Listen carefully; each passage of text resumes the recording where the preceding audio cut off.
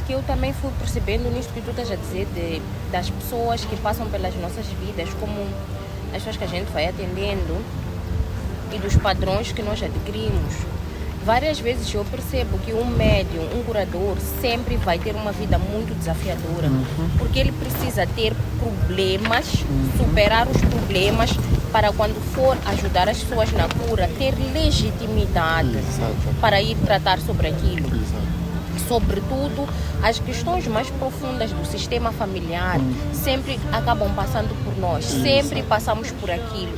Porque quando nós podemos curar, significa que nós também curamos dentro do nosso sistema, estás a ver? Eu gosto desta... Isto é bastante interessante, assim.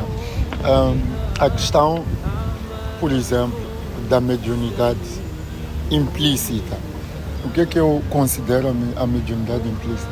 Aquelas pessoas que, de forma inconsciente, têm a mediunidade e aplicam, mas não têm a consciência de que são médiuns.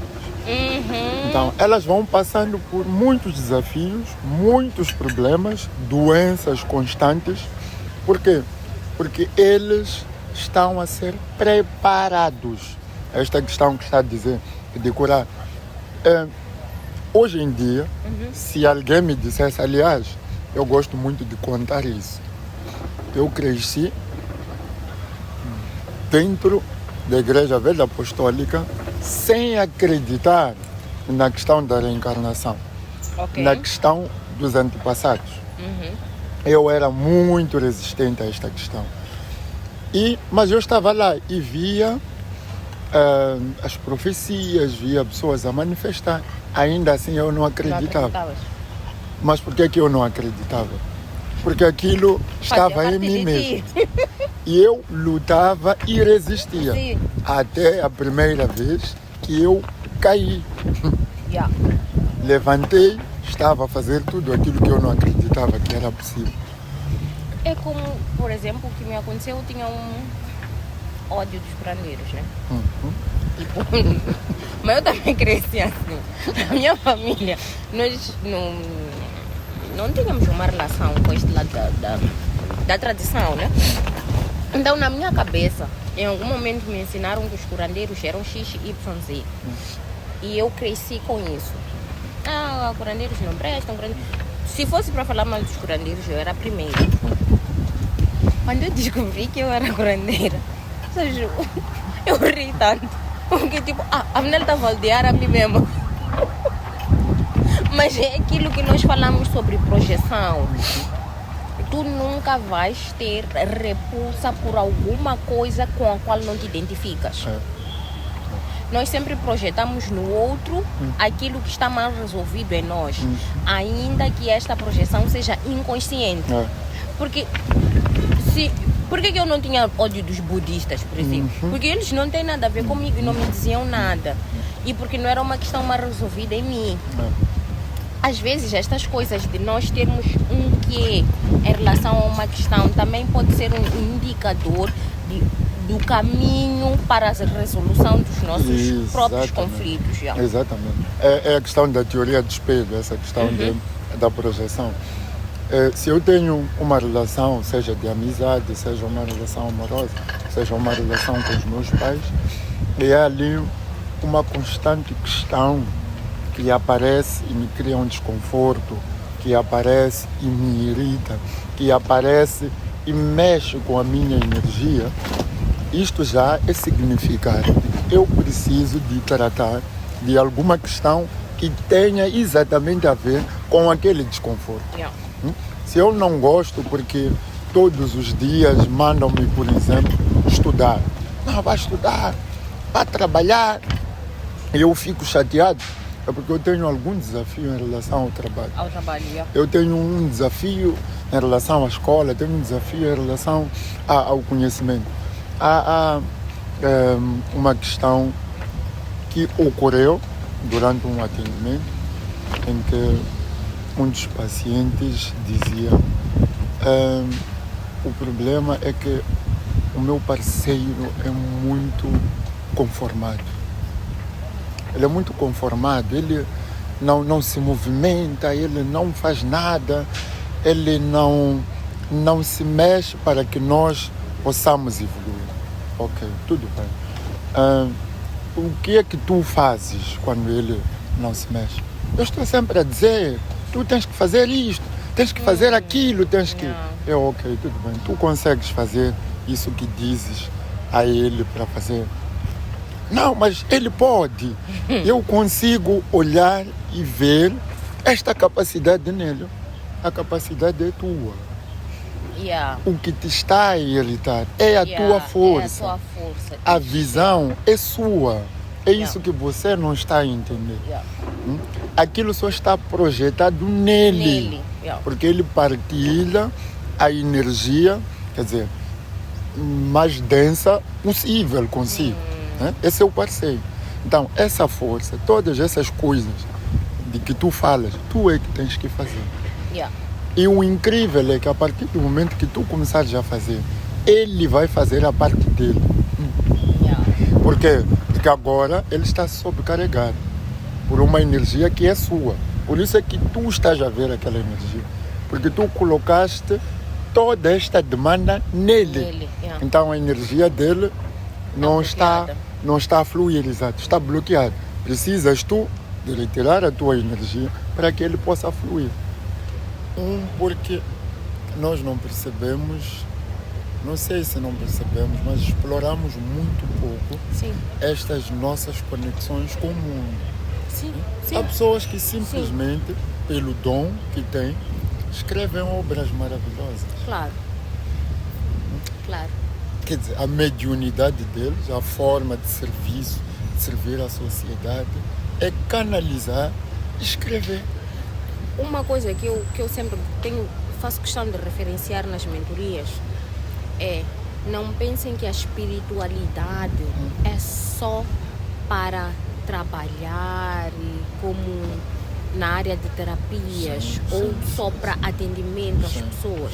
Algumas pessoas vão ter os dons espirituais para servir a sociedade, a humanidade, de uma forma indireta. Eu recebi um moço que nós íamos atender e ele tem um dom tão bonito, mas um dom bonito e muito grande. Mas o dom dele era só para ganhar dinheiro. E eu até brinquei com ele, eu disse: olha, ainda bem que tens o dom de ganhar dinheiro, porque assim quando eu precisar de dinheiro para as minhas criancinhas nos meus orfanatos, eu vou ter contigo, porque esse dinheiro é para tu servir. Mas não significa que tu, por teres o dom tão bonito e tão grande, tenhas que estar a atender ou em contato direto com as pessoas. Gosto de dar sempre um exemplo da pessoas que escrevem, psicografam, e é mesmo para o serviço. Vejo o Allan Kardec. Nós nos servimos dos livros do Kardec até hoje. O Kardec não era propriamente espírita, mas ele estava ligado ao espiritismo, e o fato dele estar ligado pode nos ajudar. Mas o dom era dele, ele tinha esta missão. Então não podemos assim simplesmente dizer que ele não tinha nada porque ele não canalizava. Ele tinha o dom de nos ajudar. Então existem vários dons espalhados, existem várias pessoas com várias entidades. E eu penso que um dos maiores problemas é que as pessoas se centraram que a espiritualidade, principalmente aqui no nosso território, a espiritualidade ou é religião ou é o curandeirismo. Dentro da religião só conhecem o Espírito Santo. Dentro do curandeirismo só conhecem Mungu Mandau Machara. Não percebem que o mundo está cheio de entidades. Existem várias entidades que nos guiam, e a compreensão destas entidades é que provavelmente nos vai ajudar a compreender o que a gente está aqui para fazer. Porque que é a entidade que nos ajuda a ter direção. Porque a gente usa da energia da entidade para poder prestar o serviço. Porque a energia não é só nossa quanto humanos. Então eu acho que é um tempo mesmo de nós nos abrirmos mais para isso. E é lamentável de alguma forma que tu vês que os brasileiros têm os Oxuns, Oguns, não sei o que, todos eles falam dos orixás como uma cultura afro. Sim. E nós próprios aqui não temos nada que nos ajude a compreender com profundidade a dimensão das nossas entidades e também a energia do que estas entidades podem fazer. Ou se Mas calhar nem sabemos. acho que são percepções. Por exemplo, uma das minhas aventuras atuais é a desmistificação. Sim. E a desmistificação tem a ver com entendimento. Eu, quando busco perceber, por exemplo, como a Ásia trabalha, como a Ásia percebe algumas coisas, é mais do que nunca para eu poder perceber a mim mesmo, a minha forma e perceber a forma dos outros. Yeah. Porque, no fim, todas as culturas têm estas entidades. Yeah. Mesmo aquelas religiões que não acreditam na incorporação, não acreditam na manifestação espiritual, não acreditam nos dons espirituais, falam e pregam. Se eu digo, Ásia não pode estar aqui porque está endemoniada, simplesmente porque está a manifestar-se. E porque está a manifestar-se, está endemoniada. Não pode ser um espírito, por exemplo, de um antepassado a manifestar-se, mas pode ser um demônio a manifestar-se. Aqui temos duas dimensões. A primeira dimensão é que você se está a manifestar. Então, se você se está a manifestar, existem espíritos e existem entidades. Independentemente do que eles são, De primeiro. quais sejam, Okay? Mas já está a manifestar-se. Então, independentemente de eu acreditar que a sua manifestação é demoníaca ou não, você está a manifestar. Tem lá o espírito. Há uma comunicação para além desta dimensão. Este é o primeiro plano. Agora, segundo, tudo que existe no lado luz, existe no lado sombra. Yeah. Como é que é possível existirem apenas Demônios manifestações demoníacas? E não pode existir Yeah. manifestações Yeah. que não sejam demoníacas. Yeah. E dois, nós todos manifestamos, só que já consciencializamos as formas como nós manifestamos. A Ásia Mãe é uma manifestação quando lida com o filho. Isso. A Ásia professora, a Ásia jornalista, a Ásia... É isto que nós chamamos de Papéis sociais. Yeah. são manifestações Diferentes, yeah. da mesma entidade, da mesma pessoa. Porque aquilo que eu sou num sítio, não sou no outro. E esta mudança é tão automática que acontece de uma forma a que nós já temos consciência dela. Então, eu acho que às vezes é uma questão de conhecimento e interpretação. Porque mesmo estas pessoas, às vezes, vamos lá, por exemplo, tocar na questão da incorporação. Quando a pessoa incorpora, ela tem níveis diferentes desta incorporação. Pode incorporar de forma consciente, continuar com alguma consciência, parcialmente, mas também pode incorporar e ela sequer lembrar-se de quem ela é.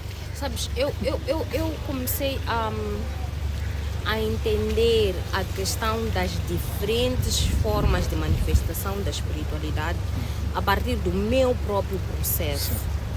Porque quando eu iniciei toda esta caminhada, eu não entendia nada, mas por todas as experiências que eu tive, eu comecei a perceber que o que poderia ser ou não.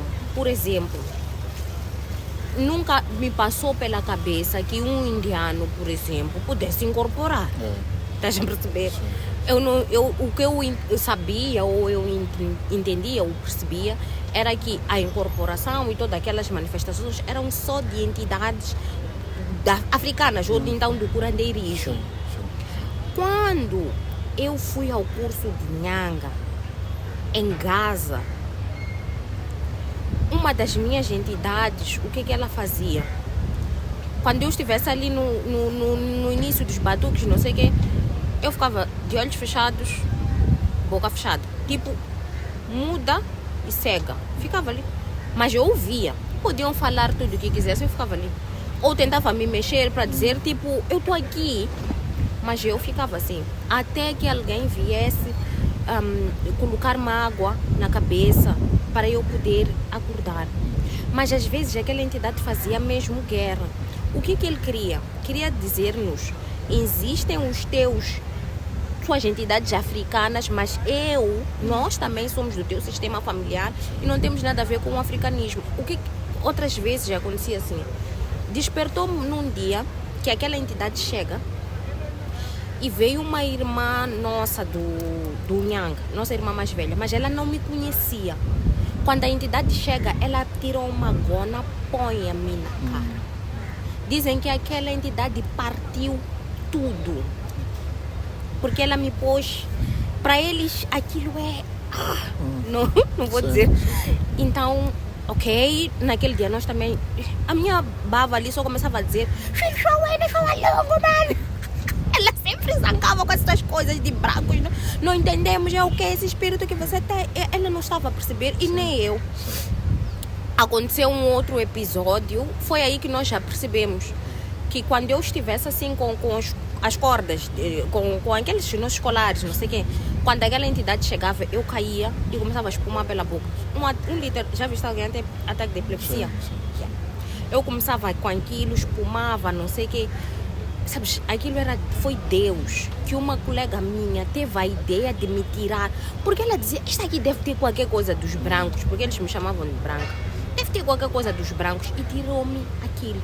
Quando ela me tirava, eu ficava calma.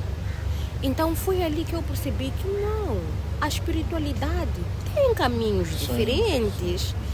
Daí eu comecei a estudar, a investigar e a aperfeiçoar o meu entendimento sobre as diferentes formas de manifestação. E inclusive esta entidade minha, quando sai, é interessante porque ele é mudo, ele sai mas quando ele fala, pelo menos minha irmã entende como forma dele de mudo. A minha irmã entende, mas nunca no contexto africano. Que esta entidade nunca saia e lhe coloquem uma capunana africana. E os africanos também não querem sair e você colocar aquelas coisas deles. Então nós entendemos que as culturas diferentes manifestam de forma diferente.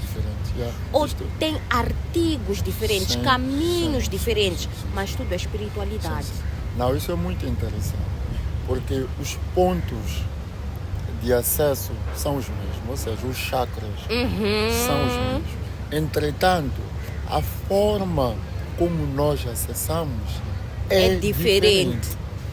E esta diferença também tem a ver com a forma como eles atuam. Sim. Quando tu começas. Um dia, mas por quê? Eu, durante muito tempo, interessei-me em estudar a questão da psicologia, a questão da mente. Porque ouvia várias vezes que a questão da manifestação da incorporação é mental. Eu também já passei por isso. Ouvindo isso e incorporando, eu procurei perceber qual é que é a distância entre esta incorporação e a mente. A mente, ela vai processar, ela vai vaguear, ela vai passear dentro dos aspectos conhecidos. Vai processar energias que já absorveu. Mas uma entidade, quando ela incorpora, traz assuntos, questões e aspectos que nunca passaram sequer por nós. Olha, eu não sei falar Zulu. Sim. Não entendo nada de Zulu. Mas eu aprendi que Zulu significa céu por causa de um espírito. Certo. Porque ele, quando decide, chega, começa a falar Zulu. eu tenho um lado um pouco brincalhão, né? Eu fico tipo, mas você não está a entender que eu não sei isso que você está falando. Mas ele fala. O que eu fazia na altura? Eu ouvia exatamente como eu ouvia, eu escrevia. A maneira que ele falou. E eu ia para o Google. Então eu comecei ali no Google, aprendi algumas coisas, naturalmente, que eu não conseguia entender exatamente, porque eu escrevia mal, mas eu conseguia apanhar referências daquilo que ele me queria dizer. Então ele falava, não sei o que, uma vez, acho que no curso ele me disse qualquer coisa do céu. Falava, então eu fui para a internet e eu pesquisei e ele estava a explicar-me alguma coisa, dizia que tu ainda és criança, mas no céu. E às vezes ele fica 5 minutos a falar e eu fico tipo, eu não entendo. Mas no momento em que ele fala comigo eu vou pesquisar, eu consigo entender o que ele quer me dizer, pelo menos um sinal. Sim. Foi aí que eu percebi que não, as entidades estão aqui para nos dizer coisas que nós nem temos o alcance. Sobretudo, imagina aquelas pessoas que, por exemplo, fazem viagens fora do corpo. Aquelas pessoas que são projetadas para outras dimensões. Nós mesmos já fomos projetados para outros tempos. E é interessante, quando a gente fala de projeção, alguém vai ficar a dizer, esses malucos aqui, o que é que estão a falar? Não, mas é um pouco disso. Mas existe muito desta projeção, onde a entidade é capaz, pelo menos as minhas, quando eu pedi-as para conhecer, elas me levaram para o tempo em que elas estiveram. Sim. Mas é interessante perceber que existem entidades que nos vão acompanhar, que já viveram no plano da Terra e outras não. Sim. Que umas que hoje já estão na posição de guias espirituais, tem quem é acompanhado por entidades mais superiores, que são anjos, tem quem também é acompanhado pelos ancestrais, porque as pessoas fazem muita confusão. Eu não sei se já te aconteceu de um cliente fazer esta confusão de querer entender se a entidade é meu avô. O seu avô não é a entidade, o seu avô é um ancestral. Mas a entidade é um ser que está acima da ancestralidade. Não é uma pessoa que morreu há 2 ou 3 gerações, já tem mais. E sobretudo nesta coisa da espiritualidade, a gente vai perceber que os espíritos têm hierarquia. E esta hierarquia, este grau de elevação vai ser construído ao longo do tempo, à medida que eles vão vivendo, vão crescendo, evoluindo para poder chegar a um nível que eu acredito que é o nível dos anjos ou um pouco mais. Até mesmo nesta nossa dimensão,